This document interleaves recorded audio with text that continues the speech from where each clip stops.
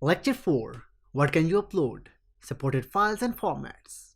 Today, we'll walk through the types of files that are supported, what kind of content works best, and some things to avoid. This might seem like a small detail, but it's actually one of the most important parts of using the tool effectively. Objectives of the lecture. By the end of this lecture, you will be able to identify which file formats are supported by Notebook LM, understand how to upload documents from different sources, Google Docs, PDFs, etc. Learn best practices for uploading clean, usable content. Recognize common mistakes that can make your uploads less effective. Supported file types. Let's start with the basics. As of now, Notebook LM supports the following. Google Docs. For that, you can just click in here as Create New. Here you have multiple options. The first one is Google Docs. You can upload any Google Doc directly from your drive. This is one of the smoothest formats to use because it's editable and already in Google's ecosystem. For that, you can just click in here, go to Recent, upload this file, select this one as we have recently uploaded that, so you can just click in here, click on Insert, and that's it. So this is how you can upload Google Docs in Notebook LM. PDFs. Yes, you can upload your textbooks, research articles, or lecture slides in PDF format. Just make sure they are not scanned images. Notebook LM can't read pictures of text. To upload PDFs, you can just click in here as Create New. Click in here to choose File. And for example, you just want to upload this book, The Alchemist, and you can just click in here and click on Open. And that's it. So this is how you can upload a PDF file in Notebook LM. Pasted text. If you have a chunk of copied content from a website or email, you can paste it directly into a new source. This is useful for capturing short excerpts or quotes.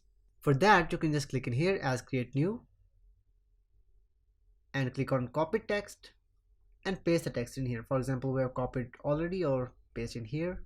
Click on Insert. And that's it. It's about climate change, so it just gives you an overview of that. Plain text .txt file. If you're working with a .txt file from Notepad or a Markdown editor, that's fine too. For that, you can just click in here and click on Choose File. Here we have .txt file, AI and cybersecurity, so you can just click in here and click on Open. And that's it. You have uploaded a .txt file in the Notebook LM as well. What makes a good upload? Here's where things get practical. Just because a file is supported doesn't mean it's useful. Let's talk about what to upload and how to prepare it. Good content to upload.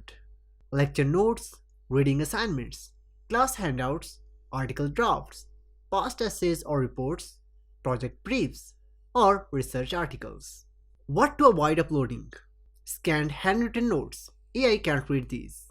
Image-based PDFs without selectable text.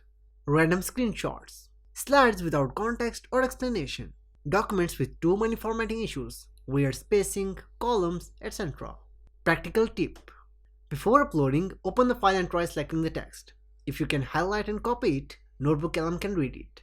If not, consider converting it to a readable format using OCR, optical character recognition, or retyping the key parts. Make sure the file is under the current file size limit, typically 10 MB. If it's too large, break it into chunks or use a compressed version. Why does upload quality matter? Because AI responses are only as good as the input. If your document has typos, broken formatting, or missing sections, Notebook LM will try to make sense of it, but the answers might be incomplete or confusing. Think of it like this: garbage in, garbage out. Uploading clean, readable material means better summaries, clearer answers, and fewer headaches later.